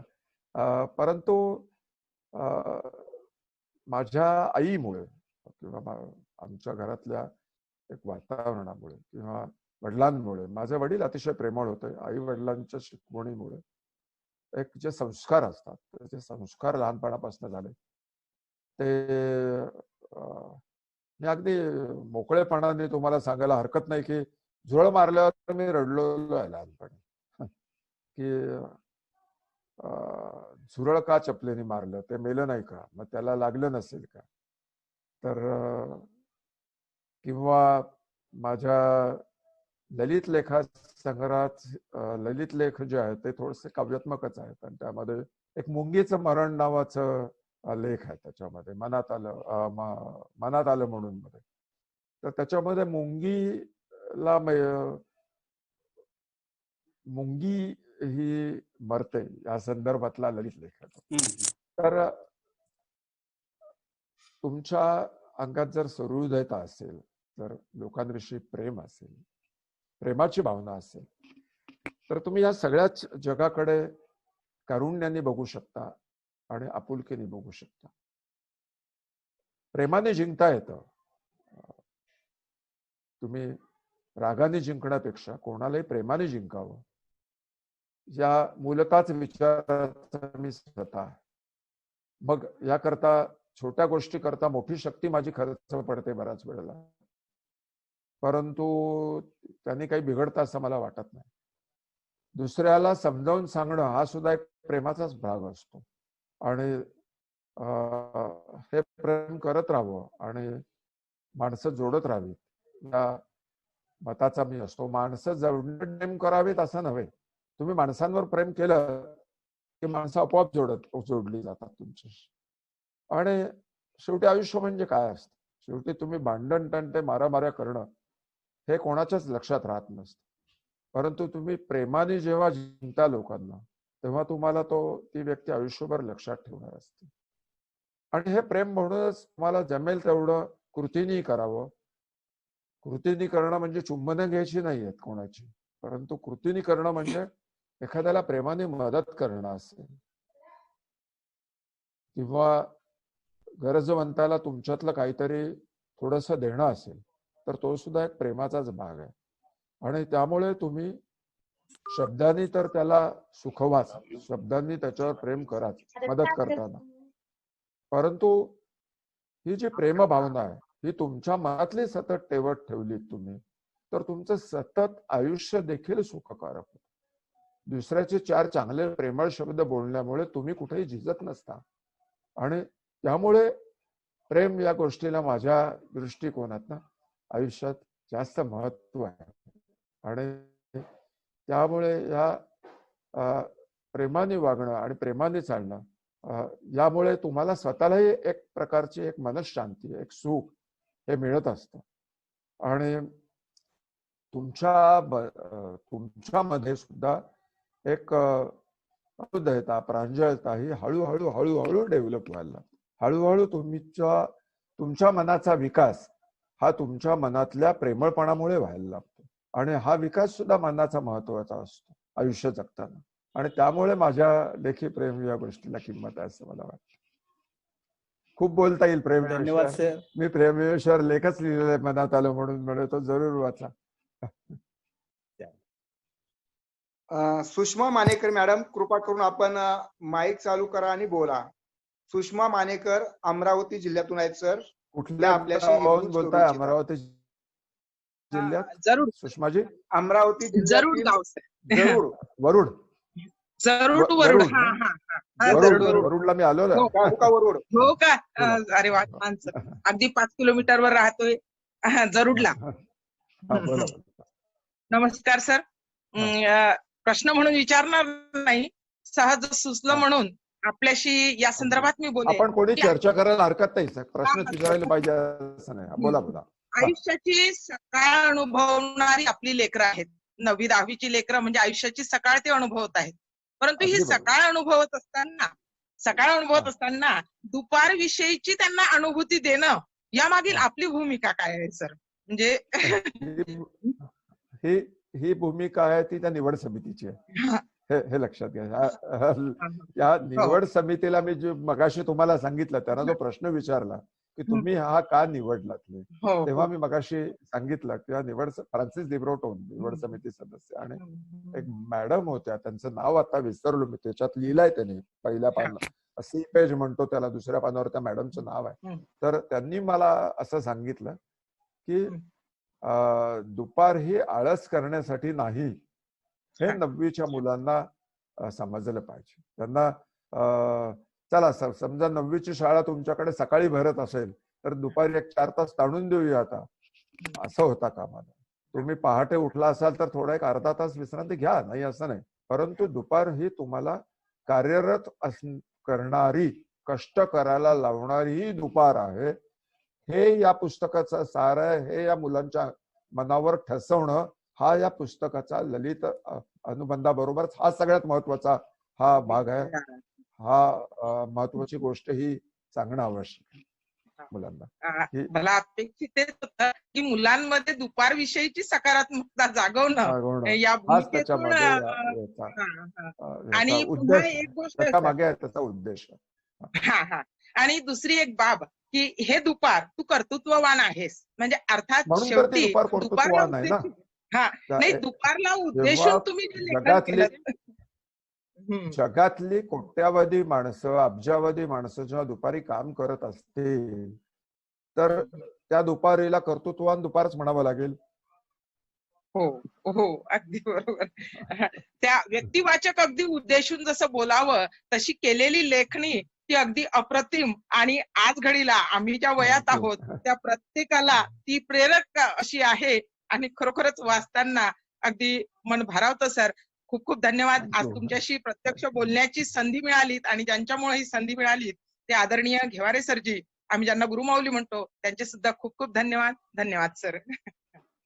फार सुंदर. मी सरांना पुढचा एक प्रश्न विचारू इच्छितो. सर, आपल्या बऱ्याच लेखामध्ये मन हा शब्द आलेला आहे. मन बहर, मनस्पर्श, तुम्ही म्हणता मनात आलं म्हणून, तर आदरणीय संगीता बर्वे म्हणतात माझ्या मनातलं सांगू. तर मला वाटतं तुम्ही सांगता की संगीताताई सांगतात मनातलं, मन दुपार याचाही संबंध येतोच. तर मन या विषयावर आपण व्यक्त व्हावा असं वाटतं. मन, मी आधी एक गैरसमज दूर करतो. बऱ्याच लोकांना संगीता बर्वे या माझ्या अगदी चांगल्याच नाही आहेत. माझ्या मिसेसचं नाव मधुमिता बर्वे, संगीता नाही. संगीता बर्वे अत्यंत उत्तम लेखिका आहेत, आमच्या दिलीपराज प्रकाशनाच्या लेखिका आहेत, आणि त्याही उत्तम लेखिका आहेत. विचारला मला आवडलं. अहो, शेवटी शरीर आणि मन या 2 गोष्टी हा सगळा मनुष्य हा तयार झालेला असतो. शरीर हे बाह्य आवरण आहे. आत्मा वगैरे सगळे लोक म्हणतात, अध्यात्मक वाले म्हणतात, आपण तेवढे मोठे नाही. आपल्याला मन हे कळू शकतं. अध्यात्मावर बोलण्याची माझी लायकी ही नाही, कुवत ही नाही, परंतु मनाविषयी निश्चित बोलता येईल. आपण शेवटी मगाशी प्रेम याविषयी विचारला प्रश्न. शेवटी प्रेम कुठनं निर्माण होतं? तुमच्या मनातनं निर्माण होतं.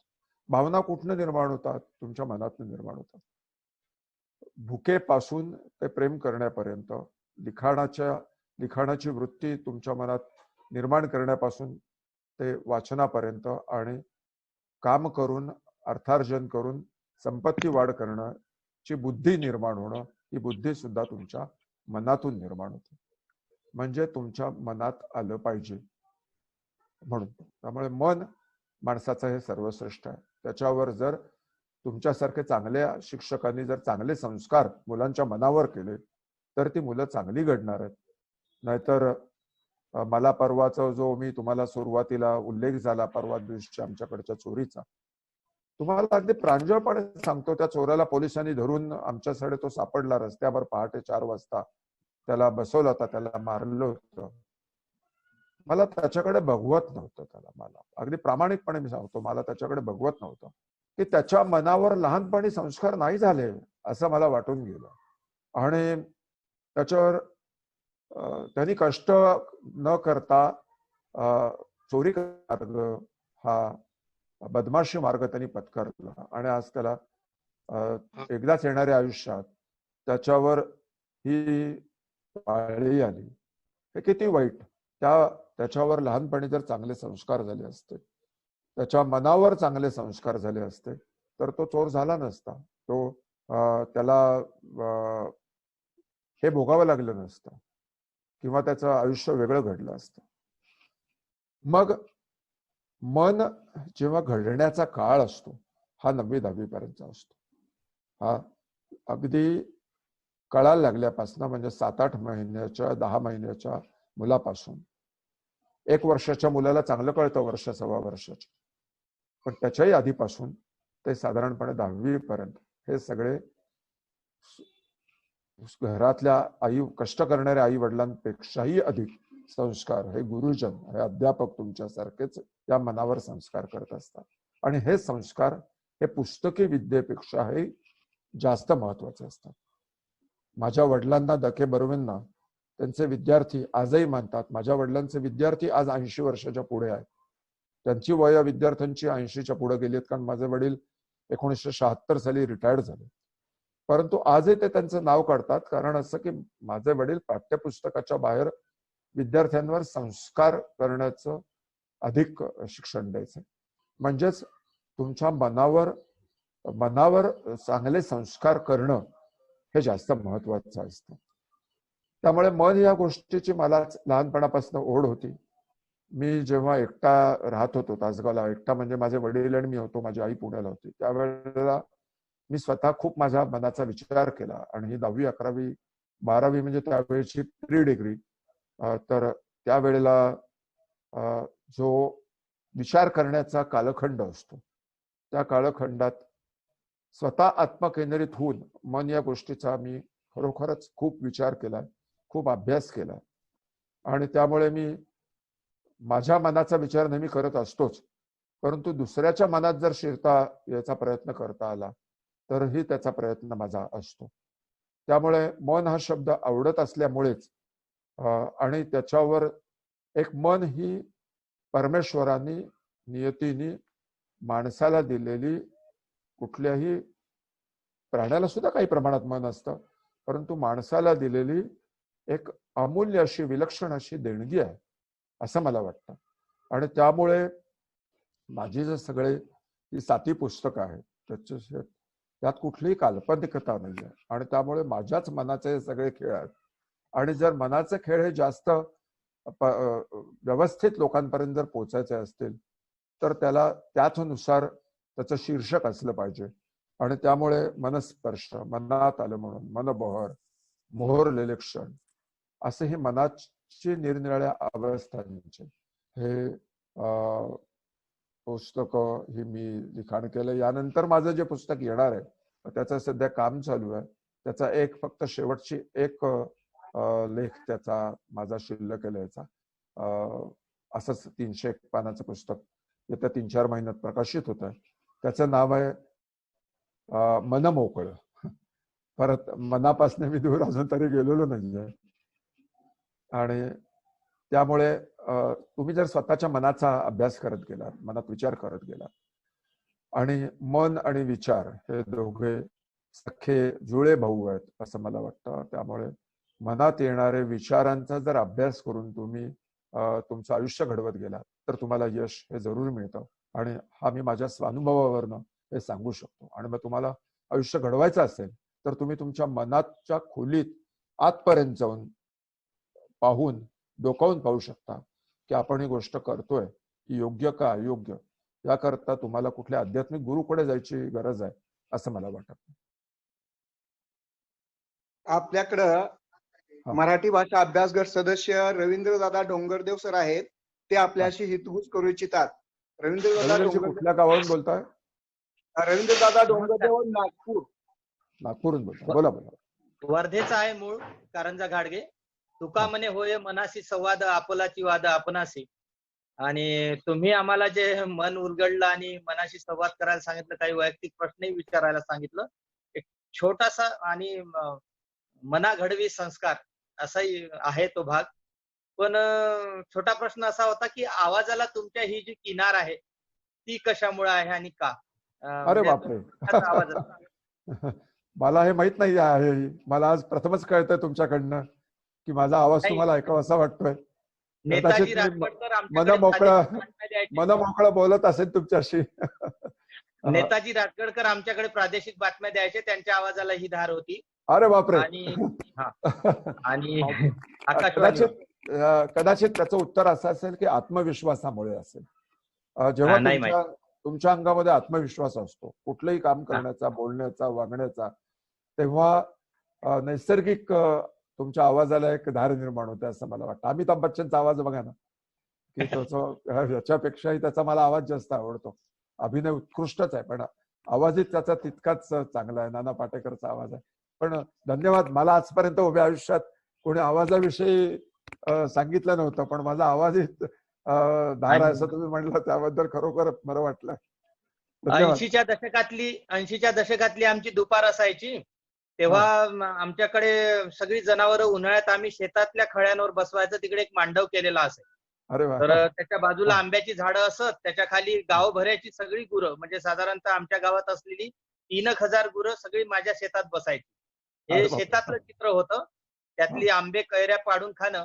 पण त्याच दुपारी आणि आमच्या मे महिन्याची दुपार रणरणते ऊन, झगमगता सूर्य, आभाळात मधून अशी स्थिती असते विदर्भात अगदी 44-45. तर माझ्या वडिलांना दुपारची झोप फार आवडायची आणि आम्हालाही ते बळजबरीने झोपायला सांगायचे. तेव्हाच्या काळात कूलर आलेला नव्हता, पण ते परातीत किंवा कोपरात फॅन पुढे पाणी ठेवायचे आणि सगळे दारं खिडक्या घट्ट मिटून ठेवायच्या, की खिडकीला जर एखादी फट असेल बारीक लाकडांमध्ये तर ती देखील बुजवायची. पण मस्त मिट्ट काळोख करून सर्वांनी झोपलं पाहिजे दुपारी, असा त्यांचा शिरस्ता होता.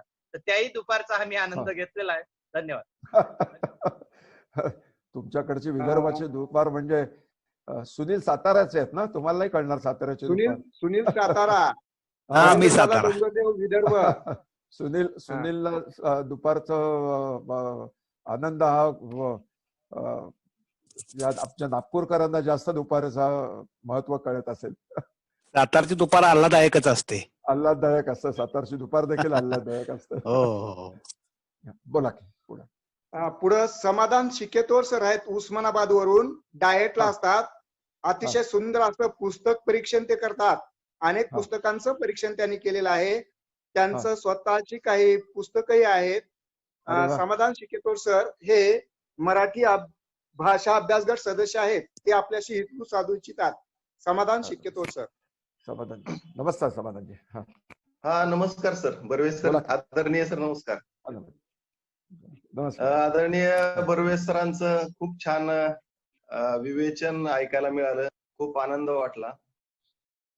ललित लेखनाचे जे वेगवेगळे पैलू आहेत ते पैलू त्यांनी उलगडून दाखवले आणि त्यांनी एक खूप महत्वाचा मुद्दा या ठिकाणी आपणासमोर मांडला की एखादा साहित्य प्रकार निवडण्यामागे त्या निवड समितीची एक भूमिका असते आणि त्या भूमिकेला अनुसरून जर आपण वर्गामध्ये मुलांचं काम केलं, त्या पद्धतीनं मुलांना जर अध्ययन अनुभव दिले तर त्या साहित्य प्रकाराबद्दलची संपूर्ण माहिती आणि त्या साहित्य प्रकाराबद्दल रुची निर्माणाविषयी मुलांमध्ये गोडी पण त्याबद्दल निर्माण होते. तर मला अजून एक मुद्दा आपल्याशी शेअर करायला आवडेल सर्वांशीच. इयत्ता 6वीला डॉक्टर APJ अब्दुल कलामचा पाठ आहे. म्हणजे तो एक साहित्य प्रकार निवडलेला आहे आणि यावर्षी माझा मुलगा 6वीला आहे आणि त्याच्या मागची भूमिका अशी आहे की मुलांनी अनेक महापुरुषांची चरित्र वाचावीत, त्यापासून त्यांनी प्रेरणा घ्यावी. तर मुलांनी अग्निपंख हे त्यांचं चरित्र वाचलं गेलं 1 महिनाभरामध्ये. म्हणजे ललित लेखनाबद्दलची जे ज्या वेगवेगळ्या साहित्यिकांची पुस्तकं असतील किंवा ललित लेखनांचे वेगवेगळे जे लेख असतील, असे लेख, वेगवेगळे साहित्य प्रकार, ललित लेख, वेगवेगळे ललित लेखन हे मुलांना त्या साहित्याचा अनुभव देणं हे पण आपल्या वर्गामध्ये गरजेचं असतं. आणि ही जी भूमिका आहे ही भूमिका खर तर गेवारे सरांनी या प्रत्यक्ष लेखकांना भेटून लेखकांच्या आठवणी असतील किंवा त्यांच्या साहित्य निर्मितीचा एकंदरीत प्रवास असेल. बर्वे सरांनी खूप त्यांचे वेगवेगळे कविता संग्रह असतील किंवा त्यांच्या लेखनामागची जी भूमिका असेल, हा सगळा प्रवास अतिशय छान पद्धतीने आपल्या समोर मांड आहे. त्याबद्दल सरांचं खूप मनापासून आभार. गेवारे सरांचं सुद्धा मनापासून खूप आभार. कारण लेखक आपल्या भेटीला हा उपक्रम घेतल्यामुळं प्रत्यक्ष त्या साहित्य निर्मिती मागची भूमिका सर्व तज्ञ शिक्षक भाषा शिक्षक मंडळींना समजते आणि मुलांसोबत काम करण्याची एक ऊर्जा आपल्यामध्ये तयार होते. त्यामुळं सर्वांचंच मी मनापासून खूप आभार व्यक्त करतो आणि मलाही आपणाशी संवाद साधण्याची संधी दिली त्याबद्दल मी आभार मानतो. मला वाटतं सुनील सर धन्यवाद. आपण शेवटाकडे येऊया का? कारण मला हो, एक 9:30 शेवटाकडे वाजता येऊया. मीटिंग फक्त आहे. थोडक्यात आपल्याकडं जर सुंदे सर असतील तर सुंदे सर कृपा करून हँड राईज करा. सुंदे सर हे अहमदनगर जिल्हा मराठी अध्यापक संघाचे अध्यक्ष आहेत. ते अरे वा. असतील तर त्यांनी हँड राईज करावा. त्यानंतर एक मीनाक्षी कांबळे मॅडम, आपणाला शेवटाकडे आपण येतो आहोत. आपणाला प्रश्न विचारायचा असेल तर आपण अनम्यूट व्हा आणि प्रश्न विचारा.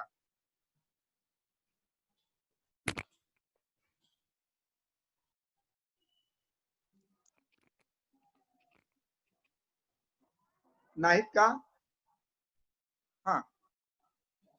कल्याण कस्तुरे सर, आपण अनम्यूट व्हा आणि बोला.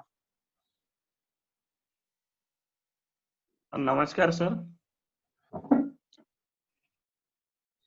हॅलो. येतो आवाज, बोला.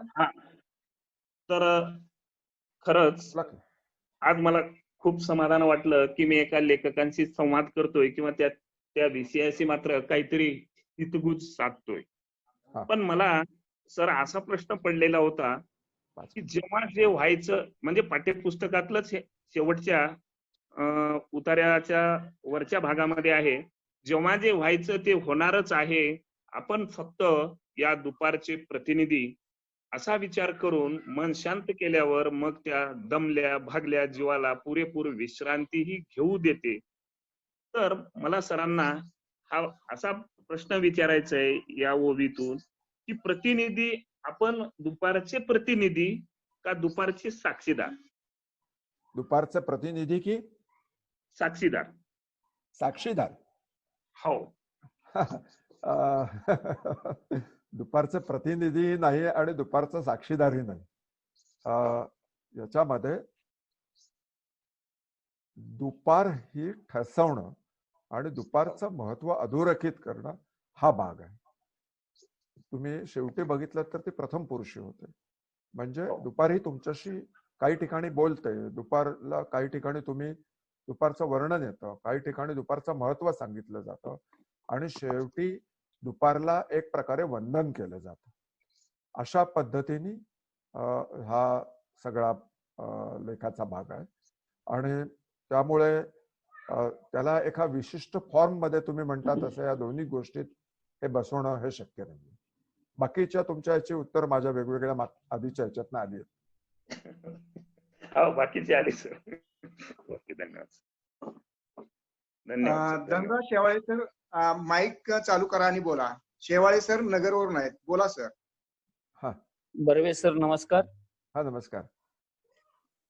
मी नगरवरून बोलतो. शेवाळे सर. शेवाळे सर बोला. आपण पाठ्यपुस्तकामध्ये जे दुपारचे मोठेपण सांगणारे अनेक वेगवेगळे शब्द वापरलेले आहेत. प्रश्न नाही, फक्त एक माझं मत आहे. ज्या दुपारच्या मोठेपणाबद्दल कर्तृत्ववान, कामाची प्रेरणा देणारी, सृष्टीला कार्यरत करणारी, कर्तृत्वाच्या तेजाने तळपून टाकणारी, हित करती, रक्षण करती, हवेतले कीटक जंतू नाश पावणारी, उदास नसून उल्हास आहे, अचेतन नसून सचेतन आहे, दीर्घ कर्तृत्व वाहिनी कार्य ठेवणारी, वैभवाची वाट दाखवणारी. मला असं वाटतं आपण या ठिकाणी दुपारला उद्देशून दुपारची स्तुती केलेली आहे.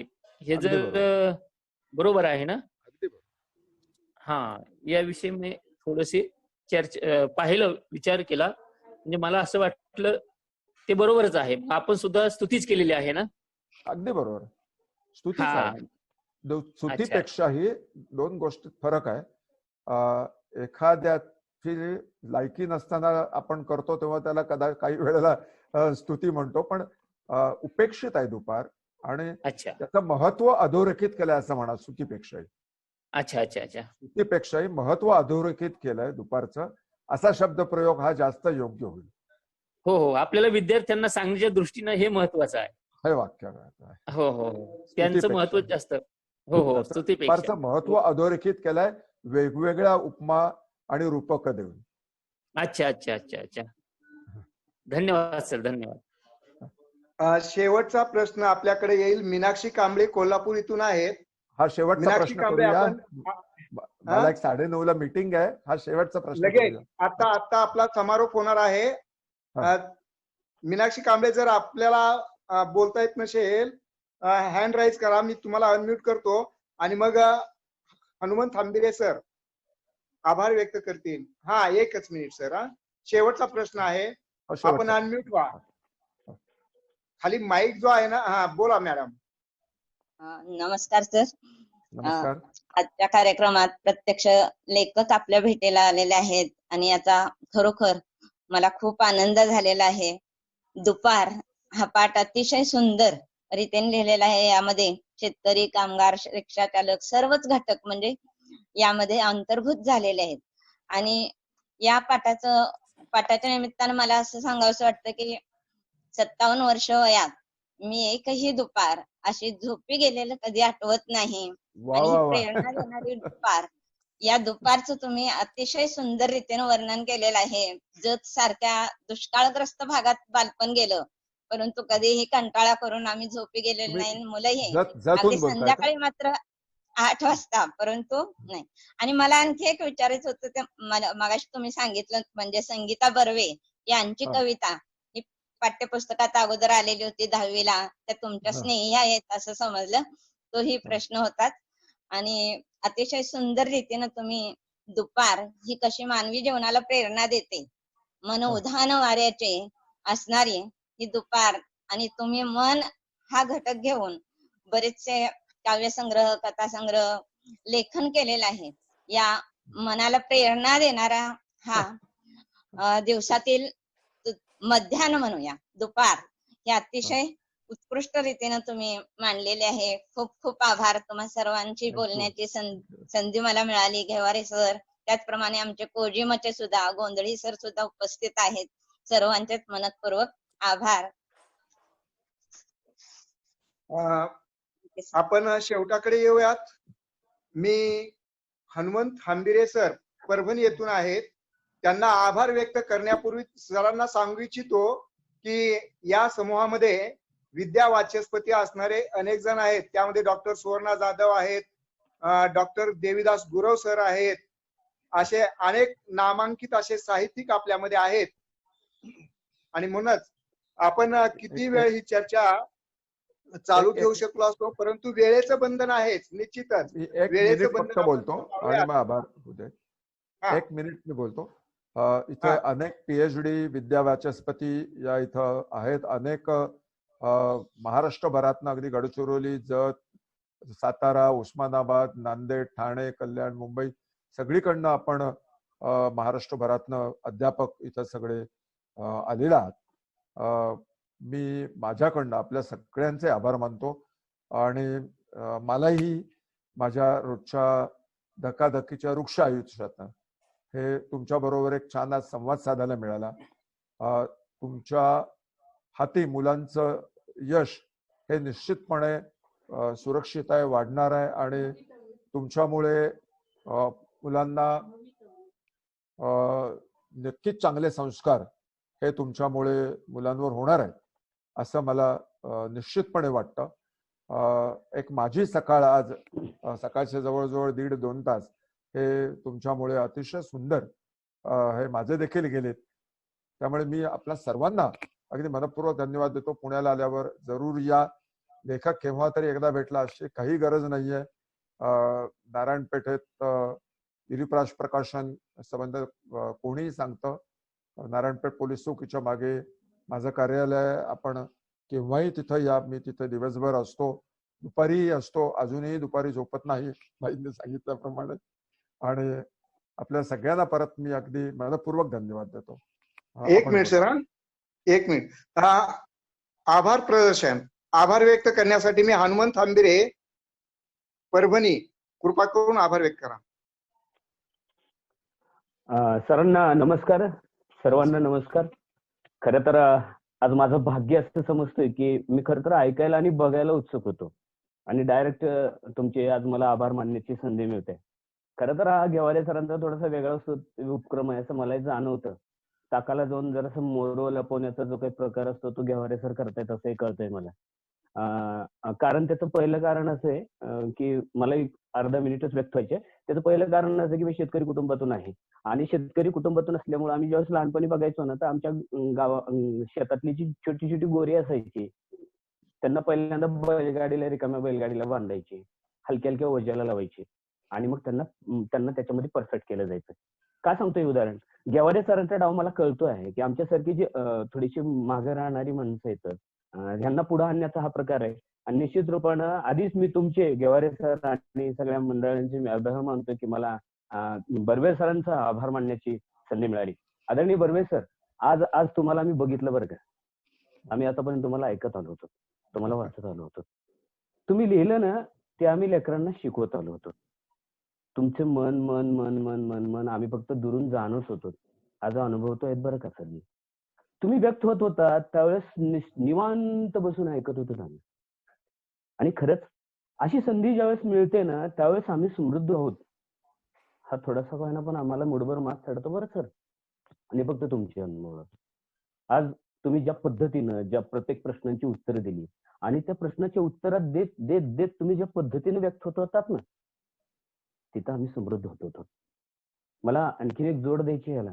आमचे सुनील गाडे सर आणि त्यातल्या त्यात आणखीन गोंधळी सर, अहो ही मंडळी आणखीन उकलण्यासाठी तुमचा भावविश्व अधिक आमच्या समोर ठेवण्यासाठी यांनी सुद्धा आणखीन चांगला प्रयत्न केला.